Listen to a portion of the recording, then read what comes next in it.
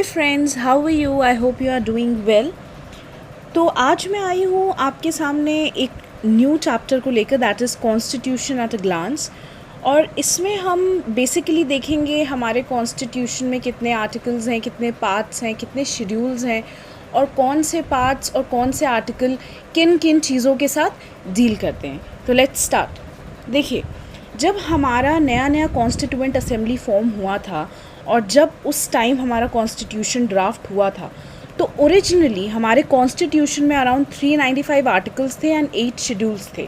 वो मैंने पिछले चैप्टर में आपको एक्सप्लेन किया था।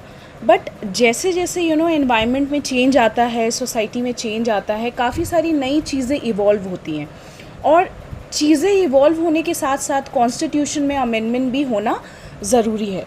तो प्रेजेंटली हमारे यहाँ 400 के ऊपर आर्टिकल्स हो गए। ओरिजिनली देयर वर 395 आर्टिकल्स और अब हमारे यहाँ 400 के ऊपर आर्टिकल्स हो गए। मैं एग्जैक्ट नंबर आपको नहीं बताऊंगी बिकॉज वो थोड़ा कंट्रोवर्शियल हो जाएगा और वो एग्जैक्ट पूछते भी नहीं है एग्ज़ाम में। बस ये याद रखिएगा कि हमारे पास अराउंड 400 के ऊपर आर्टिकल्स हैं that are categorised in 25 parts and 12 schedules.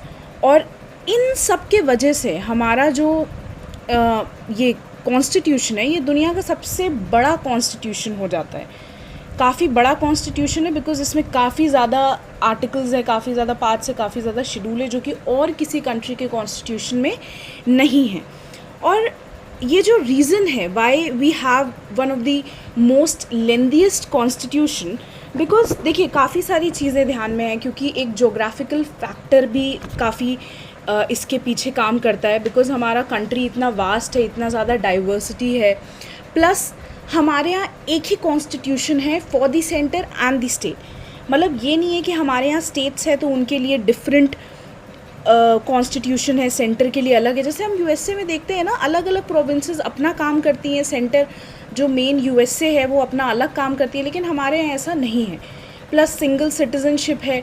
तो इन सब रीजंस की वजह से हमारा जो कॉन्स्टिट्यूशन है काफ़ी ज़्यादा लेंदी है, काफ़ी ज़्यादा वास्ट है। प्लस हमारे कॉन्स्टिट्यूशन को एक नाम और दिया जाता है, बैग ऑफ बोरोइंग्स। हमने ऑलमोस्ट 60 कंट्रीज़ के वर्ल्ड को, 60 कंट्रीज़ के कॉन्स्टिट्यूशन को पढ़ के और उनमें से अच्छे अच्छे जो पॉइंट्स हैं उनको अपने कॉन्स्टिट्यूशन में इनकॉर्पोरेट करने की कोशिश की है। प्लस एक 1935 का जो गवर्नमेंट ऑफ इंडिया एक्ट था, उसके भी काफ़ी ज़्यादा फीचर्स देखते हैं कि हमारे कॉन्स्टिट्यूशन में देखने को मिलती हैं। तो इन सब वजहों से हमारा जो कॉन्स्टिट्यूशन है वो काफ़ी ज़्यादा बड़ा हो जाता है। ठीक है, तो अब हम देखते हैं कि पार्ट्स कितने हैं। पार्ट्स बेसिकली जो आर्टिकल्स हैं ना, उनको पार्ट्स में कैटेगराइज किया हुआ है। ठीक है, तो हम पार्ट्स देखेंगे और देखेंगे किस पार्ट्स में कौन से आर्टिकल्स कवर हैं। Okay, so let's start. देखिए, सबसे पहला जो पार्ट 1 है that is union and it's territory, जो कि कौन से आर्टिकल्स को कवर करता है? Covers article 1 to 4। अब 1 में आप देखते हैं कि लिखा हुआ है India that is Bharat is a union of states and not a federation. देखिए, हमारे यहाँ फेडरेशन की बात नहीं की गई है, हमारे यहाँ यूनियन वर्ड यूज़ किया गया है। देखिए, यूनियन और फेडरेशन में बहुत बड़ा डिफरेंस होता है। अब अगर हम यूएसए के साथ कंपैरिजन करें तो यूएसए एक फेडरेशन है, बिकॉज वहाँ पे स्टेट्स एक साथ आए हैं और उन्होंने United states of America form किया है। इसीलिए यूनाइटेड स्टेट्स ऑफ अमेरिका के सामने the United states of America लगता है, क्योंकि काफ़ी सारे स्टेट्स एक साथ आए हैं और उन्होंने यूएसए का फॉर्मेशन किया है। लेकिन इंडिया के केस में ऐसा नहीं है। इंडिया के केस में मानिए इंडिया है और इंडिया से काफ़ी सारे स्टेट्स निकले हैं।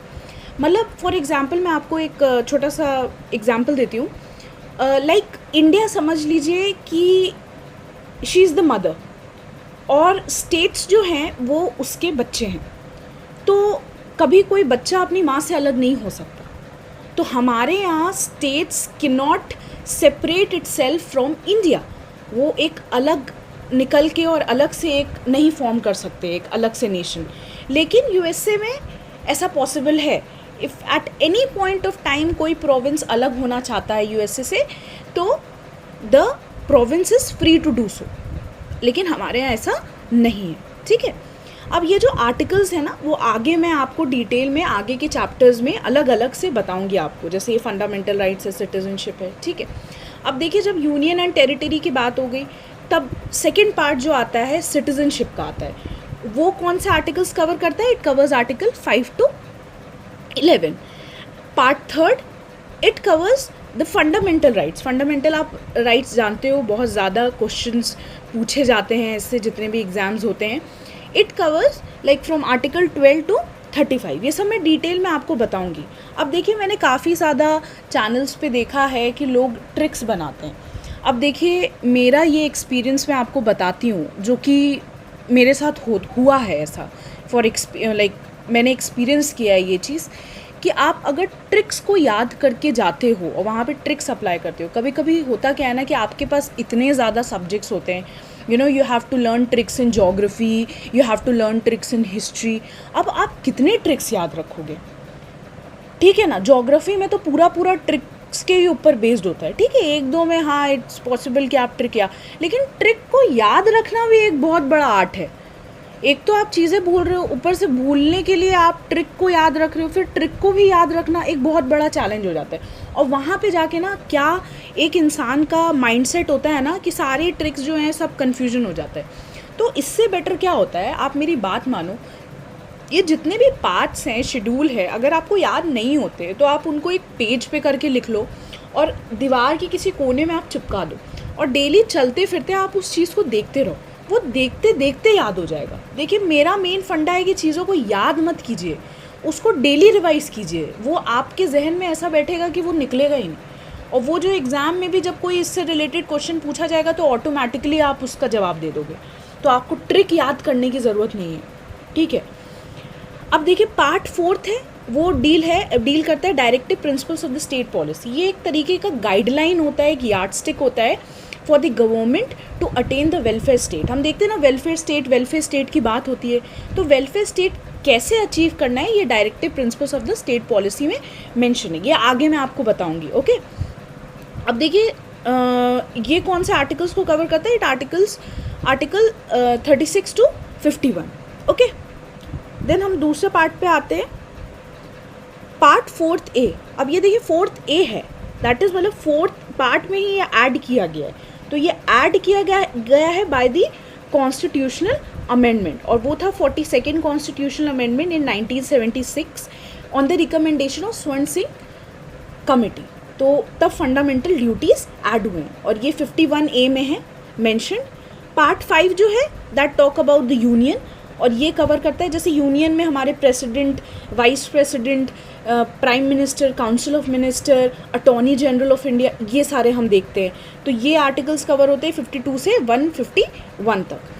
Part 6 consist of all the states में हम देखते हैं state legislative assemblies, the council, the governor, the CM and its council of minister, ये सारा हम देखते हैं।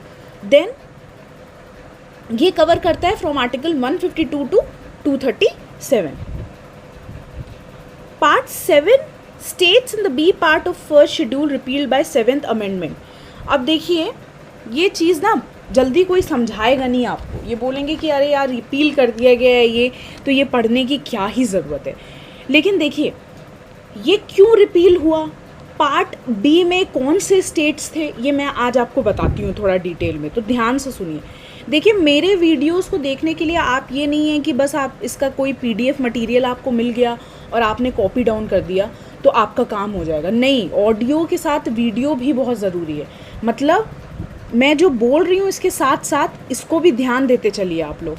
तो स्टेट्स इन पार्ट B, देखिए जब ब्रिटिश इंडिया था तो उस टाइम ना states were divided into 3 part A, part B and part C। तो पार्ट A स्टेट्स में कौन थे? जो फॉर्मर गवर्नर्स के जो प्रोविंस थे, that was ruled by the governor and its council of minister. हम जानते थे ब्रिटिश इंडिया में प्रोविंसेस होते थे, provinces were ruled by the governor and its council of minister. तो उसमें वो सारे स्टेट्स आ गए पार्ट A में, ठीक है। जैसे उसमें हो गया फॉर एग्जाम्पल असम हो गया, बिहार हो गया, बॉम्बे हो गया, एक्सेट्रा, ठीक है। पार्ट B में प्रिंसली स्टेट और ग्रुप ऑफ प्रिंसली स्टेट, इसमें जैसे जम्मू कश्मीर, हैदराबाद, जूनागढ़, आपने सुना होगा मुझे ये बोलते हुए प्रिंसली स्टेट्स के बारे में, मेकिंग ऑफ द कॉन्स्टिट्यूशन में भी। तो इसमें ये सारे आते थे स्टेट्स। उसके बाद part C included both the former chief commissioner provinces and some princely states. तो उसमें चीफ कमिश्नर स्टेट्स जैसे जो माइनॉरिटी स्टेट्स होते थे, जो बड़े बड़े प्रोविंसेस जो छोटे छोटे हो गए, जैसे आज के टाइम में हम ले सकते हैं नॉर्थ ईस्ट स्टेट्स जैसे छोटे छोटे स्टेट्स हैं जिनका रिप्रेजेंटेशन लोकसभा में कम है, तो उन स्टेट को हम ले सकते हैं कि उस टाइम चीफ कमिश्नर प्रोविंसेस बोले जाते थे एंड द प्रिंसली स्टेट्स। तो पार्ट सी में क्या थे, chief commissioner provinces and some princely states. तो हुआ क्या, 1956 में रीऑर्गेनाइजेशन, स्टेट रीऑर्गेनाइजेशन एक्ट आया था। उसके तहत क्या किया गया था कि स्टेट्स को on the basis of language उनको रीऑर्गेनाइज किया गया था। और first such state that was formed on linguistic basis was Andhra प्रदेश।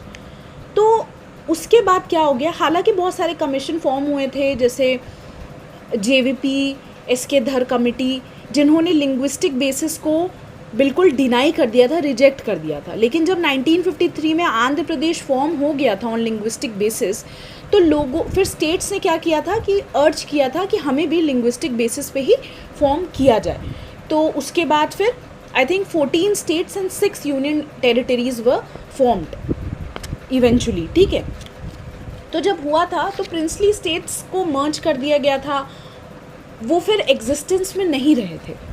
जो पार्ट बी में जो प्रिंसली स्टेट्स थे उनको भी रीऑर्गेनाइज कर दिया गया था ऑन द लिंग्विस्टिक बेसिस, और उसके बाद वो दे were no more in existence. तो जब एग्जिस्ट नहीं कर रहे हैं तो इट्स वो पार्ट जो है वो रिपील कर दिया गया, that was omitted from the constitution bye 7th amendment act. अब हम देखते हैं part 8 that consist of the union territories. Union territories आप जानते हैं, ठीक है। वो उसमें कौन से आर्टिकल है, 239 टू 242, ओके।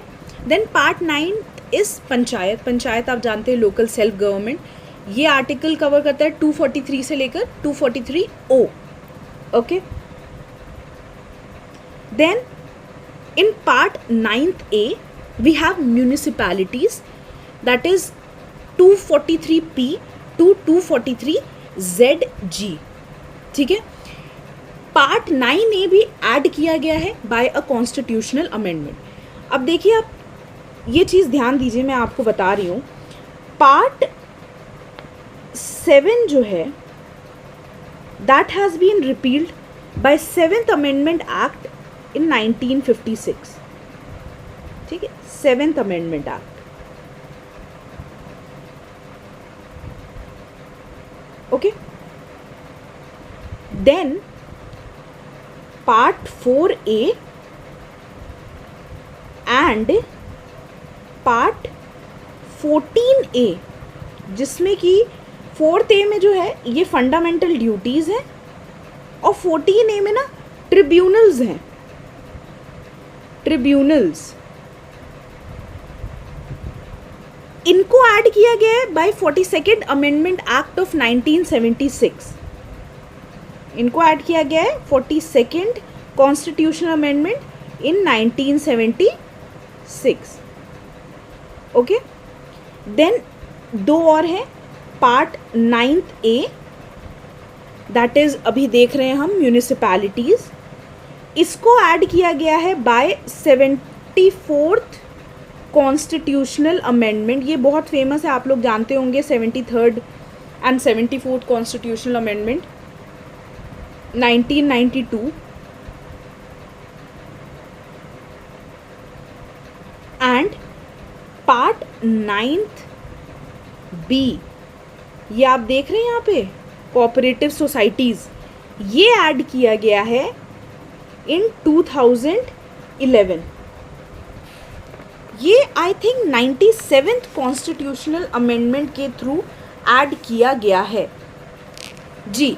इसको ऐड किया गया है by 97th constitutional amendment act in 2011, 97। इसको लिखते जाइए, ओके। देन तो ये चीज़ें क्या की गई हैं, ऐड की गई हैं by the constitutional amendment act. तो part 9B has the cooperative societies that cover article 243ZH to 243ZT। Then we have part 10 that deals with the scheduled and tribal areas. At present हमारे यहाँ 10 states हैं जहाँ पे schedule areas हैं. तो schedule areas में क्या होते हैं, पार्लियामेंट के एक्ट्स वैलिड नहीं होते. वो वहाँ पे जितने भी काम होते हैं वहाँ पे एक ट्राइबल एडवाइजरी काउंसिल बनाई जाती है उस ऑटोनॉमस रीजन के लिए. और वहाँ पे ट्राइबल एडवाइजरी काउंसिल ही होती है जो ऑल इन ऑल होती है, जो वहाँ पे जितने भी रेवेन्यू कलेक्शन के काम होते हैं, cutting of the trees and levying taxes, वो सारे काम वो ट्राइबल एडवाइजरी काउंसिल करती है. और ये कवर करती है article 244 to 244A. Part 11 relation between the union and the state. इसमें it consist of both the executive and the legislative relationship. And it covers article 245 to article 263. Part 12th जो है that is finance, property, contracts and suits. तो ये आप ले सकते हो, it is a financial relationship between the centre and the states. जैसे finance commission हो गया, और फाइनेंस कमीशन का ये डिसाइड करना कि स्टेट्स और सेंटर के बीच में कितना ग्रांट्स का डिस्ट्रीब्यूशन होगा, क्या होगा, कंसोलिडेटेड फंड ऑफ इंडिया को स्ट्रेंथन करना. तो this covers article 264 to 308. Then we have 13th part that consist of the trade and commerce within the territory of India. इसमें आर्टिकल कवर होता है 301 to 307. Then we have part 14 that is services under the union and states. जैसे आप UPSC and state level PCS exams देखते हो, ये सारे जो सर्विसेज आते हैं ये पार्ट 14th में आते हैं. ये हम सब आगे डिटेल में पढ़ेंगे, तो आप प्लीज़ घबराना नहीं कि ये हम डिटेल में पढ़ेंगे कि यूपीएससी कैसे, क्या कॉम्पोजिशन है, कैसे फॉर्म होती है, कितना टेन्योर होता है, क्या एक्सपायरी ऑफ टर्म होता है, ये सब हम आगे पढ़ेंगे डिटेल में. And it cover article 308 to 323. देखिए आप डेली ये सब पढ़ते रहिएगा ना, तो it's not a big deal, learn होना ही होना है. Then we have 14A that was tribunal. ये ऐड किया गया था by the constitutional amendment and it has 323A to 323B. इतने आर्टिकल्स को कवर करती है. Then we have part 15 that consist of the elections. Article 324, इसी में हमारे सारी election commissioners and all the chief election commissioners ये सारे आ जाते हैं, इनके tenure and everything is under all this part. तो ये कवर करते हैं आर्टिकल 324 से लेकर 329A. Then we have part 16 that has special provision related to certain classes. We have 330 like SC ST का रिजर्वेशन एंड ऑल, तो ये cover करता है आर्टिकल 330 से 342. Then we have part 17 that consist of the languages, और इसमें है 343 से लेकर 351 तक. Then we have part 17, okay we have done it.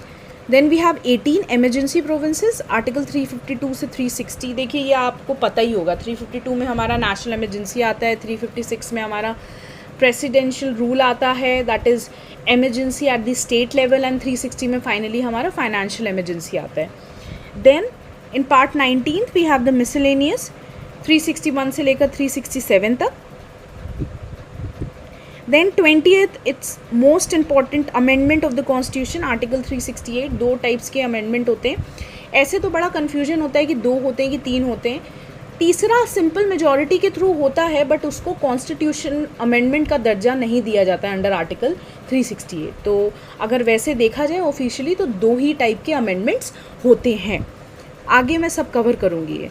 Then we have part 21 that is temporary, transitional and special provision, article 369 to 392. जैसे हम देखते हैं ना article 370, article 371 and 371A that is related to Gujarat and Maharashtra. Part 22 that is a short title, date of commencement etc. 393 to article 395. तो इसमें वो Hindi language का something conversion और ये सारी चीज़ें इसमें आती हैं. ओके, तो ये हो गया हमारा parts. Now we look into the schedules at a glance. तो हमारे यहाँ टोटल कितने शेड्यूल हैं? हमारे यहाँ 12 शेड्यूल्स हैं. Okay, so now we deal with the schedules at a glance. हम देखेंगे हमारे यहाँ 12 शेड्यूल्स हैं और देखेंगे कि हर शेड्यूल में क्या क्या इंक्लूडेड है। देखिए ये मेरी राइटिंग है, मैंने ये लिखा है आप सबके लिए, तो आई थिंक ये विजिबल होगा सबको। फिर भी मैं आपको एक बार बोल के सब चीज़ बता दूंगी क्या है नहीं है। अब देखिए first schedule consist of names of all the states and territory. It's not a issue at all, सबको पता है इसका मतलब क्या है। जितने भी स्टेट्स हैं टेरिटरीज़ हैं उसके सारे नाम, एक तरीके से समझिए इंडिया का एक डिस्क्रिप्शन है ये first schedule. Second schedule deals with the provisions related to salaries, allowances, privileges etcetera. किन किन के बहुत ज़रूरी है। पहले देखिए हम प्रेसिडेंट की बात करते हैं, प्रेसिडेंट ऑफ इंडिया, उसके जो इक्वल में पड़ता है वो है गवर्नर्स ऑफ स्टेट। अगर आप स्टेट और सेंटर को कंपेयर करें तो प्रेसिडेंट के equal is governor, CM equal to prime minister, prime minister and its council of minister at the center equal to the CM and its council of minister at the state level. Legislative assembly is equal to the Lok Sabha, legislative council is equal to Rajya Sabha. तो अगर आप दोनों को ऐसे equate करके पढ़ोगे ना तो थोड़ा इजी हो जाएगा। अब देखिए प्रेसिडेंट ऑफ इंडिया, उसके इक्विवेलेंट क्या हो गए, गवर्नर्स ऑफ स्टेट, ठीक है, तो ये दोनों हो गए। तीसरा speaker and deputy speaker of Lok Sabha and Rajya Sabha, ये सेंटर हो गया। स्टेट लेवल पे क्या हो जाएगा, speaker and deputy speaker of the Vidhan Sabha and the Vidhan Parishad, that is the legislative assembly and legislative council. जजेस of both supreme court and high court, then controller and auditor general CAG of India. और ये कौन कौन से article से deal करता है, deals with article 59, 65, 75, 97, 125। देखिए जब आप ये डिटेल में पढ़ेंगे ना तो ये याद रखने की ज़रूरत नहीं है, ये मैंने आपको लिख दिया है एक बार कि कौन कौन से आर्टिकल इसमें इंक्लूड होते हैं, लेकिन जब हम आगे डिटेल में पढ़ेंगे तो ये इवेंचुअली आपके टिप्स पे रहेंगे। Then we have the third schedule जिसमें ओथ एंड अफर्मेशन है for the union minister and state minister, ठीक है।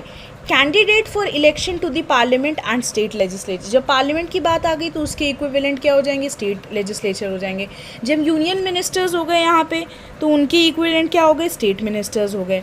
फिर जब सेंटर पे MP की बात होती है तो स्टेट लेवल पे क्या हो जाएंगे, MLA हो जाएंगे। MP is member of parliament, MLA is member of legislative assembly. Then CAG का भी हो गया यहाँ पे, controller and auditor general. Then जजेस ऑफ सुप्रीम कोर्ट है तो हाई कोर्ट भी होंगे, ठीक है ना। तो first was the names of all the states and territories, दूसरा was regarding the allowances, salaries, emoluments, privileges etcetera. Third schedule is oath and affirmation. Fourth schedule is allocation of seats in the Rajya Sabha, ठीक है, ये भी important है, ये भी देख लीजिए। इसमें जो आर्टिकल्स कवर होते हैं वो है आर्टिकल 4 एंड 80। फिर हमारा फिफ्थ शेड्यूल आता है provision as to the administration schedule areas and schedule tribes. ये मैंने अभी आपको बताया कि शेड्यूल एरियाज़ हमारे यहाँ 10 हैं, अराउंड 10 स्टेट्स में हमारे शेड्यूल एरियाज़ हैं और उनके लिए एक ट्राइबल एडवाइजरी काउंसिल होती है जो कि सारे चीज़ें उस एरिया से रिलेटेड करती है। अब देखिए सिक्स्थ शेड्यूल में हमारा हो गया provision relating to the administration of tribal areas in the states of Assam, Meghalaya, Tripura and Mizoram. ये कवर करती है आर्टिकल 244 एंड आर्टिकल 275। ये ऊपर का हो गया schedule area and schedule tribes और नीचे वाला हो गया relating to the administration of tribal areas in the state of ATM करके आप याद कर सकते हैं, ATM, A for Assam, T for Tripura, M for Mizoram and Meghalaya. 7 schedule सारे लिस्ट हैं, that is the union, the state and the concurrent. Union list में जितने भी सब्जेक्ट्स हैं, the centre is entitled to make all the laws on it. State list में जितने भी subjects हैं, the state is entitled to make all the laws on it. Concurrent में both union and the state is entitled to make the laws over it. और अगर किसी भी case में यूनियन और स्टेट के बीच में क्लैश हो जाता है देन यूनियन का जो लॉ है वो प्रिवेल करता है, तो इसमें यूनियन को एक अपर हैंड होता है। देखिए हमारा फेडरल रहने के बाद भी उसमें एक यूनिटरी फीचर है। अब देखिए यूनिटरी फेडरल तो है the division of power between the centre and the state, लेकिन उसमें यूनिटरी जो फीचर है ना वो बहुत हावी है। जैसे सिंगल सिटीजनशिप की बात करते हैं हम, डुअल सिटीजनशिप है नहीं, अनलाइक इन यूएसए जिसमें प्रोविंसेस का अलग से सिटीजनशिप होता है और यूनाइटेड स्टेट्स ऑफ अमेरिका को ऑन दी होल अलग सिटीजनशिप होता है। अगर आप उत्तर प्रदेश में रह रहे हो तो आप ये नहीं बोलोगे कि I am a citizen of Uttar Pradesh plus I am a citizen of India, आप बोलोगे I am a citizen of India. Single citizenship है, सिंगल कॉन्स्टिट्यूशन है। देखिए हमारे यहाँ अलग स्टेट्स के अलग अलग कॉन्स्टिट्यूशन नहीं है, सब स्टेट इररिस्पेक्टिव ऑफ एनीथिंग एक ही कॉन्स्टिट्यूशन फॉलो करती है और उसी से पावर डिराइव करती है। 8th शेड्यूल में हमारे लैंग्वेजेस हैं। देखिए लैंग्वेजेस का ध्यान दीजिए, जो ओरिजिनली हमारे यहाँ कॉन्स्टिट्यूशन में जो लैंग्वेजेस थे वो थे 14 इन नंबर, ठीक है। उसके बाद अभी के टाइम में 22 लैंग्वेजेस हैं, ठीक है, इतना याद रखिए 22 लैंग्वेजेस है। अब मैं आपको बताती हूँ कि वो जो ऐड हुए हैं लैंग्वेजेस वो कौन से कॉन्स्टिट्यूशनल अमेंडमेंट के अंडर ऐड हुए हैं। अब देखिए पहला जो ऐड हुआ था दैट वाज सिंधी, ठीक है ना, ये ऐड किया गया था बाय 21st अमेंडमेंट एक्ट, कब, 1965 में। Got it, Sindhi was added by 21st amendment act in 1965। जो दूसरा ऐड किया गया था, दूसरा मतलब 3 इकट्ठे ऐड किए गए थे, दैट वाज KMN। अगर आप अल्फ़ाबेटिकल ऑर्डर में देखें तो KMN, K stands for Konkani, M stands for Manipuri and N stands for Nepali. KMN, K for Konkani, M for Manipuri and N for Nepali. ये कब ऐड किया गया था?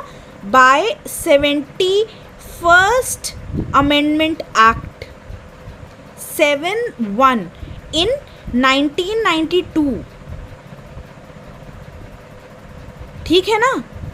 KMN that to by 71st amendment act in 1992। Okay, फिर और ऐड किए गए, 4 इकट्ठे ऐड किए गए थे, that was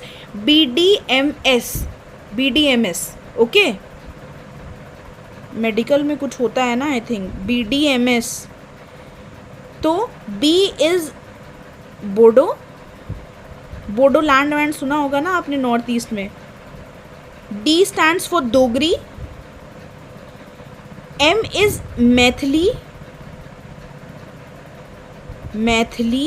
and S is Santhali.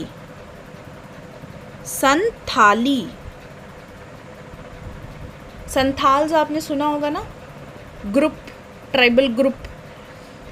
तो B is Bodo, D is Dogri, M is Maithili and S is Santhali. ये ऐड किया गया था बाय 92nd अमेंडमेंट एक्ट इन 2003, ठीक है ना। 92 amendment act in 2003।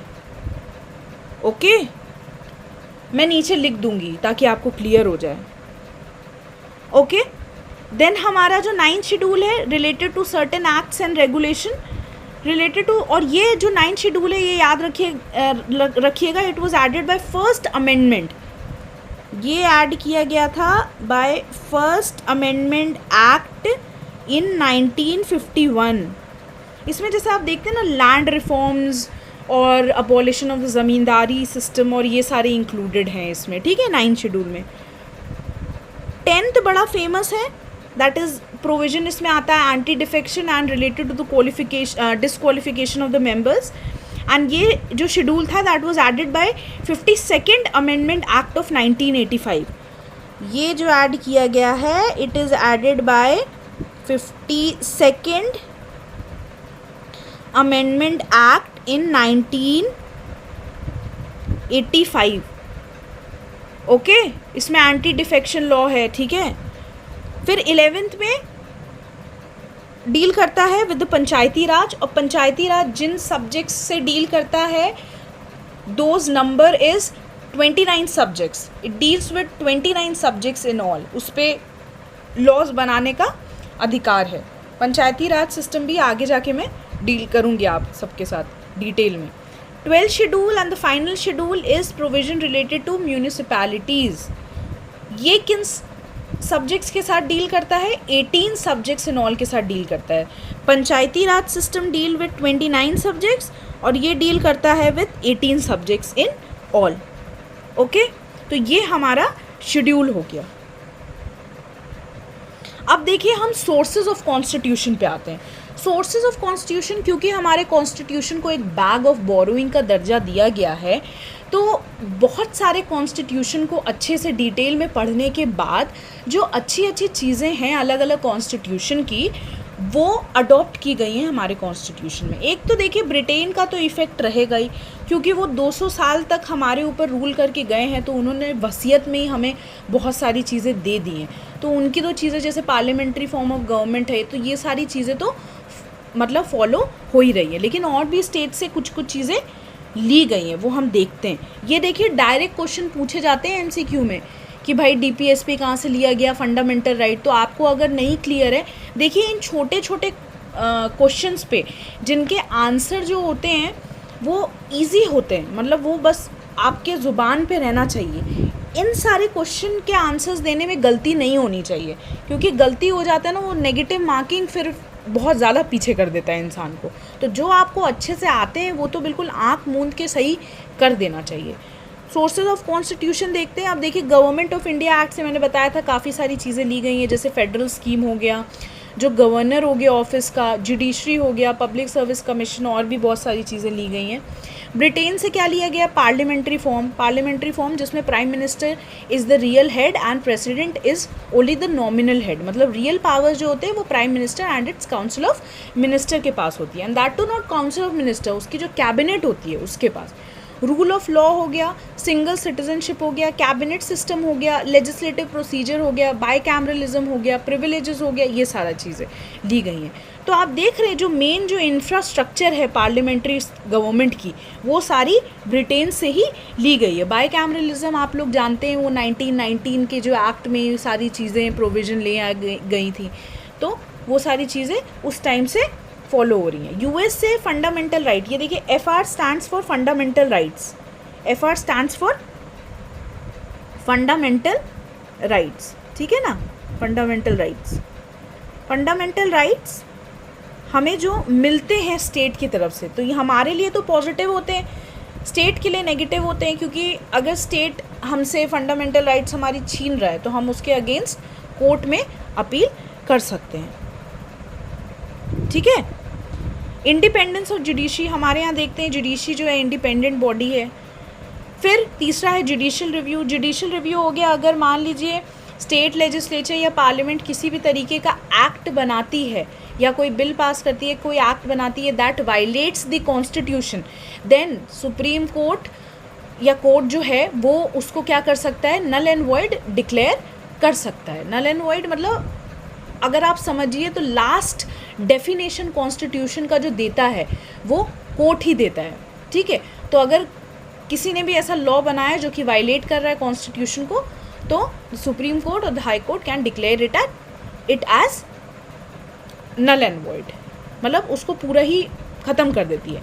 Then removal of SC and HC जजेस, supreme court and high court जजेस, and post of vice president. Ireland से क्या लिया गया? देखिए DPSP, directive principles of the state policy, ये आयरलैंड से लिया गया है, ये आयरिश कॉन्स्टिट्यूशन से बोरो किया गया है. Then nomination of member to Rajya Sabha and method of election of president, जो कि हम PR की STV बोलते हैं, that is the proportional representative of single transferable vote, जो मेथड ऑफ इलेक्शन होता है प्रेसिडेंट का, plus nomination of member to Rajya Sabha, मतलब 12 मेंबर्स जो नॉमिनेट किए जाते हैं राज्यसभा में, प्लस द DPSP. आपको याद रखना है fundamental right is from USA, DPSP is from Ireland, fundamental duty is from Russia. ये 3 बहुत इंपॉर्टेंट है. तो आप देखते हैं हम Canada. Then federation with strong centre, residuary powers to be vested with centre, appointment of governors by centre, advisory jurisdiction of the HC, जो कि आर्टिकल 143 में है। ओके, देन ऑस्ट्रेलिया से क्या क्या बोरो किया गया? कॉन्करेंट लिस्ट ऑस्ट्रेलिया से बोरो किया गया है। Freedom of trade and commerce and intercourse, joint sitting of both the houses. कभी कभी ऑर्डिनरी बिल में अगर किसी भी तरीके का डेडलॉक हो जाता है between the Lok Sabha and the Rajya Sabha, तो उस केस में जॉइंट सिटिंग होती है। देखिए, बिल्स का अगर देखा जाए तो सिर्फ ऑर्डिनरी बिल के केस में ही जॉइंट सिटिंग का प्रोविज़न है, ना ही कॉन्स्टिट्यूशनल अमेंडमेंट बिल और ना ही मनी बिल के केस में जॉइंट सिटिंग का कोई भी प्रोविज़न है। And the joint sitting is being called by the president and it is presided by the speaker of the Lok Sabha. Okay, हम आगे बढ़ते हैं। Then we have the VMR constitution, that is of Germany. It is related to emergency. आप emergency सोचो और फिर emergency के, अगर एमरजेंसी से रिलेटेड कोई भी प्रोविज़न पूछा जाए कि कहाँ से बोरो किया गया है, तो it has been borrowed from Germany. And Russia से fundamental duties and the ideal of justice. Then France से republic and ideals of liberty, equality and fraternity in preamble. Preamble में आप देखते हो ना, ये सब वर्ड्स यूज़ किए गए हैं frequently, liberty, equality, fraternity, ideals of social, economic, political justice, equality, ये सारी चीज़ें जो हैं। तो अगर हम रशिया का देखिए तो आइडियल ऑफ जस्टिस, देखिए जस्टिस हमारे यहाँ 3 तरीके के हैं, सोशल, इकोनॉमिक एंड पॉलिटिकल। तो ये जस्टिस का प्रोविज़न जो है, fundamental duty, it has been taken from Russia. And France से ideals of liberty, equality and fraternity and republic. Okay, south Africa से अमेंडमेंट का कॉन्स्टिट्यूशन लिया गया है and election of members of Rajya Sabha. देखिए अमेंडमेंट का ज़्यादा पूछ देता है, तो एमरजेंसी जर्मनी एंड अफ्रीका से क्या लिया गया? Amendment to the constitution under article 368। Japan से लिया गया प्रोसीजर इस्टेब्लिश्ड बाय लॉ। देखिए ये मैं आपको डिटेल में बताऊंगी प्रोसीजर इस्टेब्लिश्ड बाय लॉ होता क्या है, ये बहुत ही इंटरेस्टिंग होने वाला है। मेरे साथ पॉलिटी पढ़िए, बहुत मज़ा आएगा। तो आपको ये सब देखिए बाय हार्ट लर्न करना है, मैं आपको बेवकूफ़ बनाऊंगी नहीं और व्यूज़ के लिए मैं आपको ट्रिक्स एंड ऑल बताऊंगी नहीं। ट्रिक्स देखिए बहुत सारे हैं, बहुत सारे सब्जेक्ट्स हैं, ट्रिक्स याद करना भी एक बहुत बड़ा चैलेंज होता है। वहाँ पे जाके कुछ होगा नहीं, एग्ज़ाम में जाके आपको होगा पूरा कन्फ्यूजन को अवॉइड करने के लिए दीवार के किसी कोने पे एक कागज़ पे लिखकर और चिपका डालिए और उसको डेली पढ़ते रहिए, अपने आप वो बाय हार्ट आपको लर्न हो जाएगा। ठीक है, तो मैंने आज आपको बताया आर्टिकल्स जो कि किन किन पार्ट्स में कैटेगराइज हैं, फिर मैंने आपको शेड्यूल्स बताए और फिर मैंने source of bag of borrowing, sources of the constitution बताया। ये सारी चीज़ें लर्न करने वाली हैं, इसलिए मैंने डायरेक्ट आपको बता दिया है। फिर अगला चैप्टर मैं लेकर आऊँगी बहुत ही जल्द। Till then take care, bye bye.